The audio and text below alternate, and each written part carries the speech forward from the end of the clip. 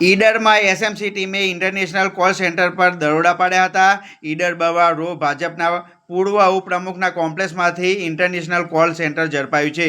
મુકેશ સોલંકીના કોમ્પ્લેક્સમાંથી છેલ્લા 3 વર્ષમાં ચાલતું હતું ગેરકાયદેસર ઇન્ટરનેશનલ કોલ સેન્ટર. છેલ્લા 3 વર્ષથી ભાજપ નેતા કોમ્પ્લેક્સમાંથી ભાડાના મકાનમાં કોલ સેન્ટર ચાલતું હતું. વિદેશોમાં લોન આપવાની લાલચે છેતરપિંડી કરવામાં આવતી હતી. ડોલર મળતી ભારતીય કરન્સીમાં કન્વર્ટ કરીને લાખો કરોડોની છેતરપિંડી થતી હતી. રેડ દરમિયાન એસએમસી ટીમે 40 mobile, 12 laptop, 4 high speed router, headphone, charger, cable સહિતનો મુદ્દામાલ જપ્ત કર્યો છે. 10 આરોપી મોંઘી દાટ કાર જપ્ત કરાઈ છે. મોટાભાગના આરોપીઓ અમદાવાદના રહેવાસી હોવાનું ખુલ્યું છે. એસએમસી ટીમના દરોડાને પગલે આવનાર દિવસોમાં મોટો ખુલાસો થશે.